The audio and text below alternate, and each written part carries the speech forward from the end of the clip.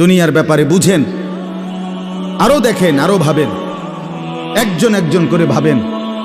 দুনিয়া আরো যদি সাজান, খোদার কসম ক্ষণিকের ক্ষণিকের ক্ষণিকের অল্প সময়ের দুনিয়া চমৎকার সাজাইয়াও তৃপ্ত হইতে পারবেন না, তৃপ্ত হইতে পারেন। এবছর চমৎকার রং দিছেন বিল্ডিংয়ে, 2 বছরের মাথাত বিভিন্ন খান দিয়া চামড়া উঠিয়া এটা আবার যেই সেই, ঠিক কিনা বলেন? তা আবার রং দাও। এই সোফা চমৎকার বানাইছিল, ওই যে বার্নিশ নাই, দেখেন এই যে সোফা, এটা এই যে দেখেন, কথা বলেন না, এই সোফা এটার মধ্যে আসেনি অন বার্নিশ, তো এটা আবার কি করতে হইব? তো লাভ হইল কই? দুনিয়া তো ধোকা, দুনিয়া ধোকা। এই সৌন্দর্যময় চেহারা নারী 30 বছরের ব্যবধানে উনি বুড়ি, আর কেউ ফিররা এদিকে ফিরা সেফও হালায় না। আজ যেই যুবতী, যেই বেহায়া নারী, বেপর্দা মহিলা বাজারে বাজারে ঘুরতো, যৌবন, আরে সেটা তার সম্পদ না, তারটা হইলে তো নিজের হইলে তো সে কখনোই বুড়া হইতো না। আল্লাহ তাআলা বলছে, আমি যখন যৌবন শেষ করে দিলাম, তো এখন আর কোন পুরুষ তার দিকে ফিররা থুতুও বালায় না। দুনিয়া এক অবস্থায় থাকে না, এক হালাতে থাকে না বাপ। এই জন্য ছেলেদেরকেও বলি, বাপ জিন্দেগি সুন্দর করো। তোমার এই হাসি থাকবে না, তোমার এই সুস্থ সুন্দর সুঠাম দেহ থাকবে না। আন্তরিকতা নিয়ে শুনলে, নিজের ভিতরে নেক মানসিকতা যদি থাকে, গ্রহণ করার মানসিকতা, তাহলে অল্প কথা তো ফায়দা হয়। আর গ্রহণ করার মানসিকতা না থাকলেও 50 বছর শুনলেও গুনার অভ্যাস ছুটে না। দেখেন না, 70 বছরের বুড়া মানুষ চা দোকানে টেলিভিশন দেখে, তাহলে এত বড় বুড়ো মানুষ, মুরব্বী, উনি এখনো যদি বিড়ি খায়, সিগারেট খায়, এখনো যদি চা দোকানে টেলিভিশন দেখে, তো ওনার এই মন্দ অভ্যাস, বদ অভ্যাস কত বছর পরে ছুটবে? উনি আরো কয়শো বছর বাঁচলে গিয়া বুঝবে এটা গুনাহ। আর ওনার আর মেয়াদ আছে কি? এই জন্য বললাম, আপনি খবর নিলে দেখবেন 30 বছর মসজিদে আসা যাওয়া করে ঠিকই, কিন্তু যথাযথ আন্তরিকতা, দিলের মধ্যে আখেরাতের কোনো মানসিকতাই নাই, নিজেকে বদলানোর অনুভূতিই নাই, ফিকিরে নাই, সোজা কথা। পরকাল বলতে কিছু, এখন যা আছি তাই, এখন সুখে থাকলে সুখী দুনিয়া, এখন দুঃখে থাকলে দুঃখী। জিফুত যদি ঠিকমতো খানা খাদ্য খাওয়ায় খুশি, ঠিকমতো খানা খাদ্য নাই দুঃখী। মানে দুনিয়া পেলে খুশি, দুনিয়া না পেলে দুঃখী।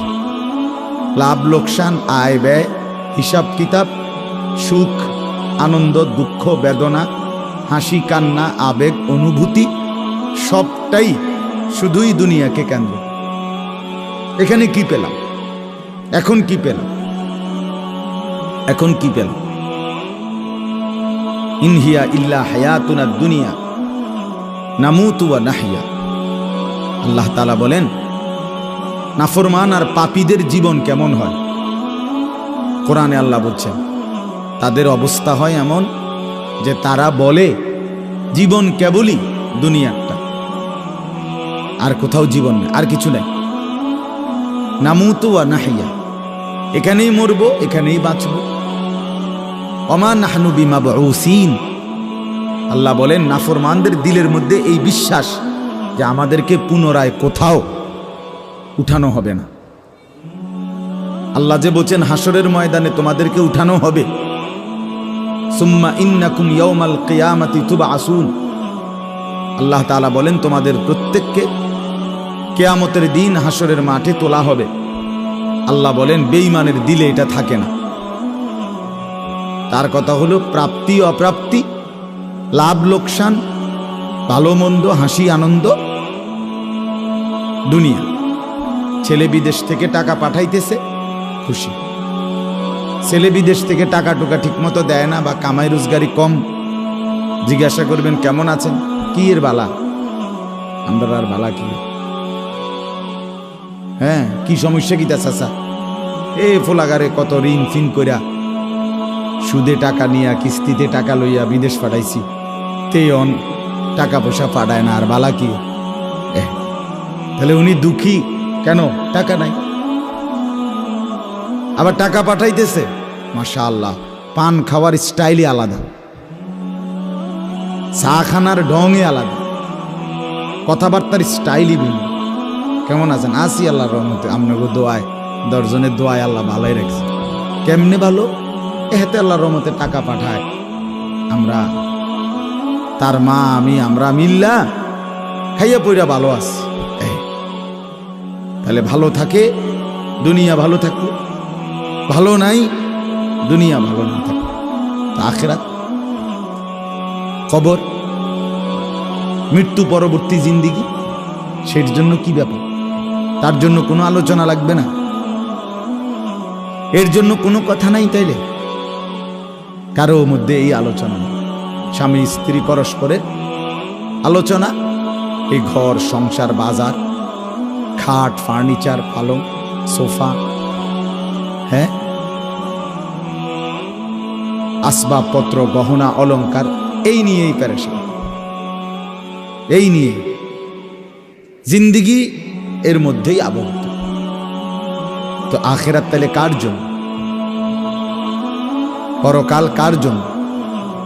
আমরা মুসলমান, আমরাই যদি পরকাল না চিনি না বুঝি, আমাদের উচ্চারণে আমাদের অনুভূতিতে আমাদের আচরণে আমাদের কথাবার্তা উঠা বসার মধ্যেই যদি পরকালের কোনো নমুনা দেখা না যায়, তো হিন্দু বৌদ্ধদের মধ্যেই দেখা যাবে।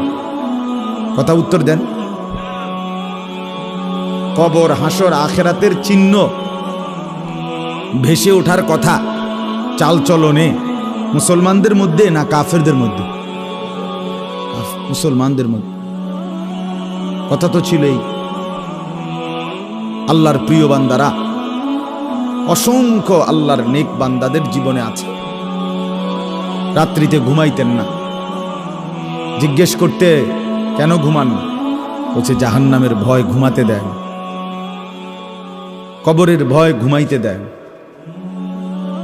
হযরত আবু বকর সিদ্দিক রাদিয়াল্লাহু তাআলা আনহুর মতো সাহাবী আফসোস করে বলতেন, হায় আমি যদি একটা গাছের পাতা হতাম, আমাকে যদি একটা চতুষ্পদ জন্তু গরু কিংবা ছাগল সেই পাতাটা যদি খেয়ে ফেলত, অর্থাৎ আমি যদি মানুষ না হতাম। অথচ কি পরিমাণ আমলের অধিকারী ছিল। হযরত ওমর রাদিয়াল্লাহু তাআলা আনহুর চেহারা কপালের দুই পাশ থেকে লম্বা অজরে কান্নার কারণে দাগ পড়ে গেছিল। হযরত ওমর রাদিয়াল্লাহু তাআলা আনহুর ইন্তেকালের মুহূর্তে হযরত আব্দুল্লাহ ইবনে আব্বাস সাহাবী, তিনি বলছিলেন, আপনাকে আল্লাহ তাআলা অনেক মর্যাদা দিয়েছেন, আপনি 10.5 বছর মুসলমানদের খলিফা ছিলেন, আপনার মাধ্যমে আল্লাহ তাআলা দিক দিগন্ত মুসলমানদের বিজয় দান করছেন, কত রাজ্য কত এলাকা আপনার এই 10 বছরে বিজয় হয়েছে, আপনার অনেক সম্মান অনেক মর্যাদা অনেক গুণ অনেক বৈশিষ্ট্য।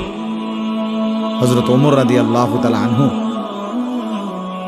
কিতাবের মধ্যে আছে, উনি চোখের পানি ফেলে বললেন আব্দুল্লাহ ইবনে আব্বাসকে, শোনো, আমি আল্লাহ তাআলার কাছে এতটুকু আশা করি শুধু যে আল্লাহ আমার জীবনের যা নেকি আর আমার জীবনের যা গুনাহ, কমপক্ষে আমার নেকিগুলো যেন আমার গুনার মোকাবেলায় বরাবর হয়, অর্থাৎ এতটুকু নেকি যেন কমপক্ষে হয় যে গুনাহগুলোকে মোচন করে দেয়, নেকিগুলো দিয়া গুনাহগুলো যেন মিটে বরাবর হয়, এর দূরে যদি হয় তো আমি আল্লাহর কাছে সন্তুষ্ট নিজেকে মনে করি, আমার এর দূরে সারব।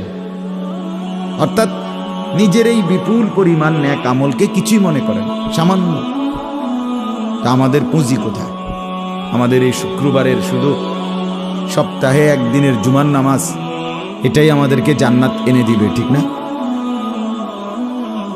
হ্যাঁ, মাঝে মধ্যে গরিব দুঃখীকে 2 টাকা 5 টাকা দিলে এতে আমাদের বেহেশত চলে আসবে, ঠিক না? তো বলেন, এজন্য বললাম